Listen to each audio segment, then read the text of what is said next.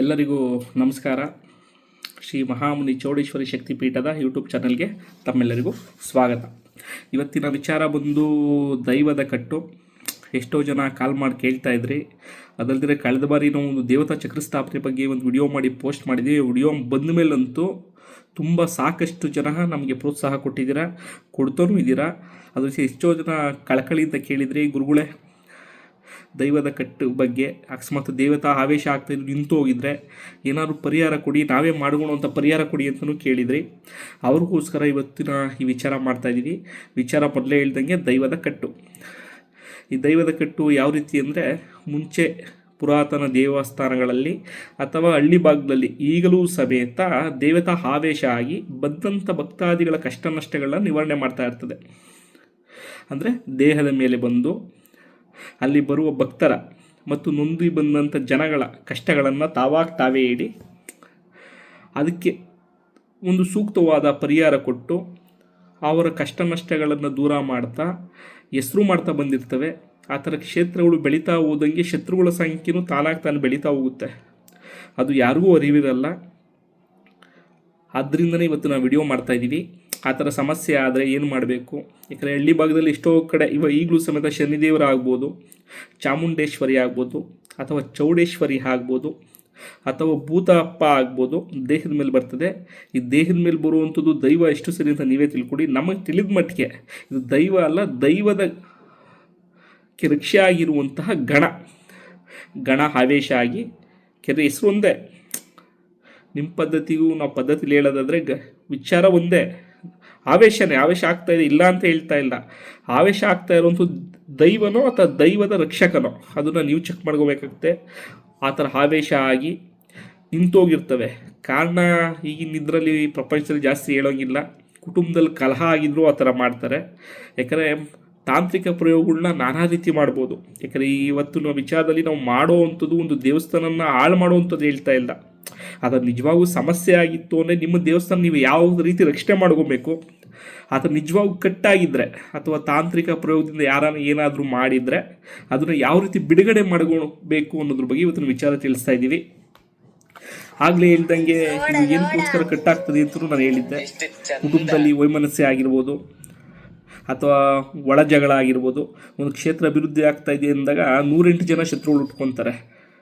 ಯಾರು ಬೇಕು, ಕುಟುಂಬದವರೇ ಆಗಬೇಕು ಅಂತಲೂ ಇಲ್ಲ, ಸ್ನೇಹಿತರೂ ಆಗಿರ್ಬೋದು. ಆಗೇನು ಮಾಡ್ತಾರೆ, ತಮಗೆ ತಿಳಿದ ಯಂತ್ರ ಮಂತ್ರದ ತಾಂತ್ರಿಕ ಪದ್ಧತಿಯಿಂದ ಆ ಕ್ಷೇತ್ರ ಅಭಿವೃದ್ಧಿ ನಿಂತು ಹೋಗಲಿ, ಅಲ್ಲಿ ಬರುವಂಥ ಜನ ಬರಬಾರ್ದು ಅಂತ ಏನೋ ಒಂದು ಮಾಡಿರ್ತಾರೆ. ಈಗಿನ ನನಗೆ ಬರ್ತಾರೋ ಜಾಸ್ತಿ ಕಂಪ್ಲೇಂಟು, ಗುರುಗಳೇ ಮುಂಚೆ ಚೆನ್ನಾಗಿ ನಡೀತಾ ಇತ್ತು, ಮತ್ತೆ ಮರುಪ್ರತಿಷ್ಠಾಪನೆ ಮಾಡಿದ ದೇವಸ್ಥಾನ ಹೊಸ್ದಾಗಿ ಕಟ್ಕೊಂಡು ಆಗ್ಲಿಂದ ಸಮಸ್ಯೆ ಜಾಸ್ತಿ ಆಯಿತು ಅಂತ ಎಷ್ಟೋ ಕಂಪ್ಲೇಂಟ್ಸ್ ನನಗೆ ಬಂದಿದೆ. ಇದಕ್ಕೆ ಒಂದೇ ಉತ್ತರ ಏನು ಅಂದರೆ, ಆಗಿನ ಕಾಲದಲ್ಲಿ ಯಾರು ಪ್ರಾಣ ಪ್ರತಿಷ್ಠೆ ಅಂತ ಮಾಡ್ತಾಯಿದ್ರಲ್ಲ, ಅವರು ತಮ್ಮ ಆತ್ಮಶಕ್ತಿನ ದೈವಕ್ಕೆ ಬಲವಾಗಿ ಕೊಡ್ತಾಯಿದ್ರು. ಈ ಕ್ಷೇತ್ರ ಅಭಿವೃದ್ಧಿ ಆಗಲಿ ಅಂತ ಯಾವುದೇ ಮುಚ್ಚುಮರ ಇಲ್ದಿರ, ಯಾವುದೇ ಒಳಮನಸ್ಸಿಲ್ದಿರ ಪ್ರಾಣ ಪ್ರತಿಷ್ಠಾಪನೆ ಮಾಡ್ತಾಯಿದ್ರು. ಈಗ ಬರುವಂಥವ್ರು ಏನು ಮಾಡ್ತಾರೆ, ದುಡ್ಡು ಎಷ್ಟು ಕೊಡ್ತಾರೆ ಆ ದುಡ್ಡಿಗೆ ಅನುಗುಣವಾಗಿ ಪ್ರಾಣ ಪ್ರತಿಷ್ಠೆ ಮಾಡ್ತಾರೆ. ಜಾಸ್ತಿ ಕೊಟ್ಟರೆ ಚೆನ್ನಾಗಿ ಮಾಡ್ತಾರೆ, ಕಮ್ಮಿ ಕೊಟ್ಟರೆ ಒಂಥರ ಮಾಡ್ತಾರೆ. ಇದು ಎಲ್ಲರಿಗೂ ತಿಳಿದಿರೋವಂಥ ವಿಚಾರ. ಈ ರೀತಿಯಾಗಿದ್ರೂ ಸಮೇತ ದೈವಸ್ಥಾನದ ಕಟ್ಟುಗಳು ಕಂಡು ಯಾಕಂದ್ರೆ ಅವ್ರು ಏನು ಮಾಡಿರ್ತಾರೆ ಅನ್ನೋದು ನಿಮ್ಗೆ ಗೊತ್ತಿರಲ್ಲ, ಯಾವ ಯಂತ್ರ ಹಾಕಿರ್ತಾರೆ ಅಂತಲೂ ಗೊತ್ತಿರಲ್ಲ. ಪ್ರಾಣ ಪ್ರತಿಷ್ಠೆ ಮಾಡಿದಂಥ ಒಳಗುಟ್ಟಿರುತ್ತಲ್ಲ, ಒಳಗುಟ್ಟು ಸಮೇತ ನಿಮಗೆ ಹೇಳ್ಕೊಟ್ಟಿರಲ್ಲ. ಆ ರೀತಿಯಾದಾಗ ಸಮಸ್ಯೆಗಳು ತಾನೇ ಆಗ್ತವೆ. ತಾವೇನು ಮಾಡಬೇಕು, ಅದ್ರ ಬಗ್ಗೆ ಯಾವ ರೀತಿ ಪರಿಹಾರ ಮಾಡಬೇಕು ಅನ್ನೋದ್ರ ಬಗ್ಗೆ ಇವತ್ತಿನ ವಿಡಿಯೋ ಮಾಡ್ತಾಯಿದ್ದೀವಿ. ಇದಕ್ಕೆ ಕೆಲವೊಂದು ತಾಂತ್ರಿಕ ವಸ್ತುಗಳು ಬೇಕಾಗುತ್ತೆ. ಯಾವ ವಸ್ತುಗಳು ಅದನ್ನು ತಿಳಿಸ್ತೀನಿ. ಮುಂಚೆ ಗುರುಗಳು ಇದಕ್ಕೆ ಯಾವುದನ್ನ ಮಂತ್ರ ಪ್ರಯೋಗ ಇದೆ? ಹೌದು, ಖಂಡಿತ ಮಂತ್ರ ಪ್ರಯೋಗವೂ ಇದೆ, ಪ್ಲಸ್ ತಂತ್ರ ಪ್ರಯೋಗವೂ ಇದೆ. ಇದೊಂದು ಧೂಪದ ಪರಿಹಾರ. ಆ ರೀತಿ ಏನಾದರೂ ಕ್ಷೇತ್ರ ನಿಮ್ಗೆ ಸಮಸ್ಯೆ ಆಗಿ ಮುಂಚೆ ಆವೇಶ ನಿಂತೋಗಿದ್ರೆ, ದೈವದ ನುಡಿ ಸರಿಯಾಗಿ ಬರ್ತಾ ಇಲ್ಲ ಅಂದರೆ, ಅಥವಾ ಬರ್ತಾ ಇದ್ದಂಥ ಜನಗಳು ಸಂಖ್ಯೆ ಕಮ್ಮಿ ಆಗಿತ್ತು ಅಂದರೆ ಈ ಪರಿಹಾರನ ನೀವು ಮಾಡ್ಬೋದು. ಈ ಪರಿಹಾರನ ನೀವು ಅಮಾವಾಸ್ಯೆ ಅಥವಾ ಹುಣ್ಣಿಮೆ ದಿವಸ ಯಾವತ್ತು ಬೇಕಾದ್ರೆ ಮಾಡ್ಬೋದು. ಡೈಲಿ ಮಾಡ್ಬೋದಾ? ಹೌದು, ಮಾಡ್ಬೋದು. ಅಂದರೆ ದೈವದ ನುಡಿ ಯಾವಾಗ ಕೊಡ್ತೀರಲ್ವಾ, ಆ ಕೊಡೋಕ್ಕೆ ಒಂದು ಅರ್ಧ ಗಂಟೆ ಮುಂಚೆ ಈ ಕಾರ್ಯಕ್ರಮ ನೀವು ಮಾಡಬೇಕಾಗುತ್ತೆ.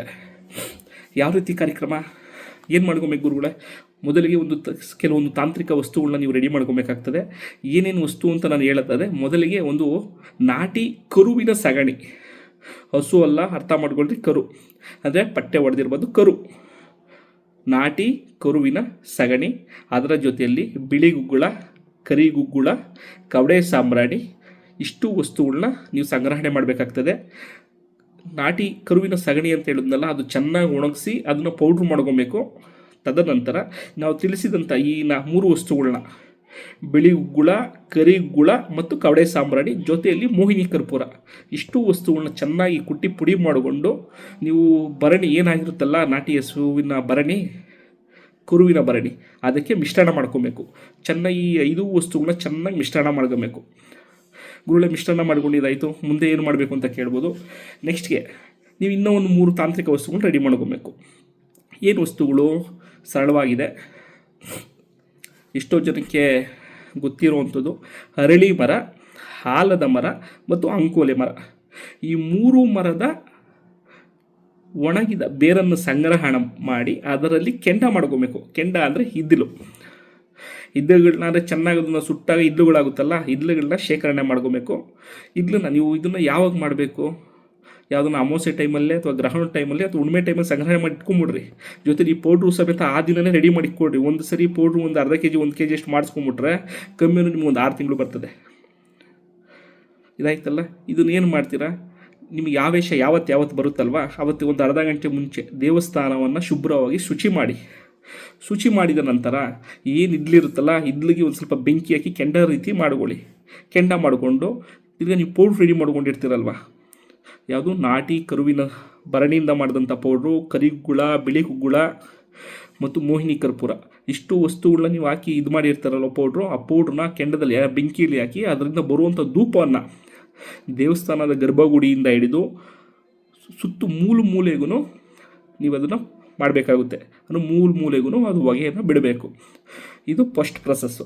ಇನ್ನು 2ನೇ ಪ್ರೊಸೆಸ್ಸು, ಅಲ್ಲಿ ಇರುವಂಥ ಗಣಗಳಿಗೆ ಆಹಾರ ಕೊಡಬೇಕು. ಯಾಕಂದರೆ ಯಾವುದೇ ಒಂದು ದೈವ ಆಗಲಿ, ಎಕ್ಸಾಂಪಲ್ ಗಣಪತಿ ಆದರೂ ಸಮೇತ ಅದಕ್ಕೆ ಒಂದು ಗಣ ಅಂತ ಇರುತ್ತೆ, ಒಂದು ಕಾಳಿಯಾದರೂ ಸಮೇತ ಗಣ ಇರುತ್ತೆ, ಅಥವಾ ಗ್ರಾಮ ದೇವತೆ ಆದರೂ ಒಂದು ಗಣ ಇರುತ್ತೆ.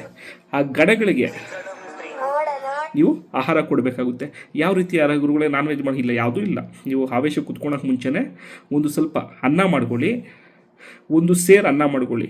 ಆ ಒಂದು ಸೇರು ಅನ್ನನ ನಿಮ್ಮ ದೇವಸ್ಥಾನದ 8 ದಿಕ್ಕುಗಳಿಗೆ ಒಂದು ಬಾಳೆಲೆ ತೊಗೊಂಡು 8 ದಿಕ್ಕುಗಳಿಗೂ ಸ್ವಲ್ಪ ಆ ಒಂದು ಸೇರು ಅನ್ನನ 8 ಭಾಗ ಮಾಡಿ ಸುತ್ತು ಹಾಕ್ಕೊಂಬಂದು ಅದ್ರ ಮೇಲೆ ಸ್ವಲ್ಪ ಅರಿಶಿಣ, ಕುಂಕುಮ, ಒಂದು ಹೂವು ಸುತ್ತು, ಅದ್ರ ಮೇಲೆ ಮೊಸರು ಹಾಕಿ ಬರಬೇಕು.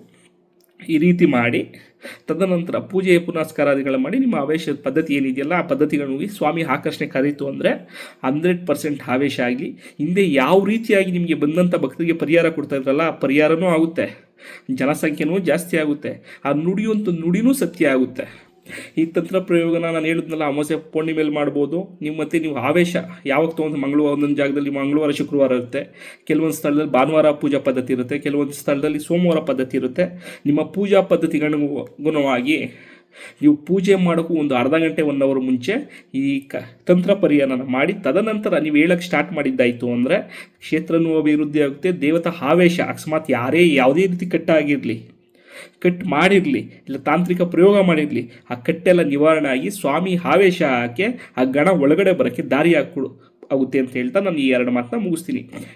ಜೊತೆಯಲ್ಲಿ ಒಂದು ಮಂತ್ರನೂ ಇದೆ ಅಂತ ಹೇಳಿದ್ದೆ. ಈ ಧೂಪ ಹಾಕುವಂಥ ಸಮಯದಲ್ಲಿ ಒಂದು ಮಂತ್ರ ಉಚ್ಚಾರಣೆ ಮಾಡಬೇಕಾಗುತ್ತೆ. ಅದು ಅಘೋರ ಮಂತ್ರ, ಅಂದರೆ ಶಿವನಿಗೆ ಸಂಬಂಧಪಟ್ಟಂಥ ಅಘೋರ ಮಂತ್ರ. ಆ ಮಂತ್ರ ಈ ರೀತಿಯಾಗಿರುತ್ತೆ: ಓಂ ರೀಂ ಸ್ಫುರಸ್ಫುರ ಪ್ರಸ್ಫುರ ಪ್ರಸ್ಫುರ ಘೋರ ಘೋರ ತರತನು ರೂಪ ಚಟ ಚಟ ಪ್ರಚಟ ಪ್ರಚಟ ಕಹ ಕಹ ವಮ ವಮ ಬಂದಯ ಬಂದಯ ಕಾದಯ ಕಾದಯ ಹುಂಪಟ್ ಸ್ವಾಹ. ಈ ರೀತಿಯಾಗಿ ಮಂತ್ರ ಇರುತ್ತೆ. ಇದೇ ಮಂತ್ರ ಮತ್ತೊಮ್ಮೆ ಹೇಳ್ತಾ ಇದ್ದೀನಿ, ನೋಡ್ಕೊಳ್ಳಿ. ಓಂ ರೀಂ ಸ್ಫುರಸ್ಫುರ ಪ್ರಸ್ಫುರ ಪ್ರಸ್ಫುರ ಘೋರ ಘೋರ ತರತನು ರೂಪ ಚಟ ಚಟ ಪ್ರಚಟ ಪ್ರಚಟ ಕಹ ವಮ ವಮ ಬಂದಯ ಬಂದಯ ಕಾದಯ ಕಾದಯ ಹುಂಪಟ್ ಸ್ವಾಹ.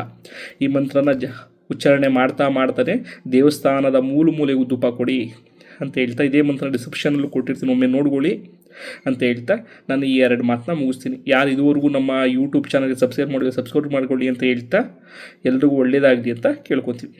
ನಮಸ್ಕಾರ.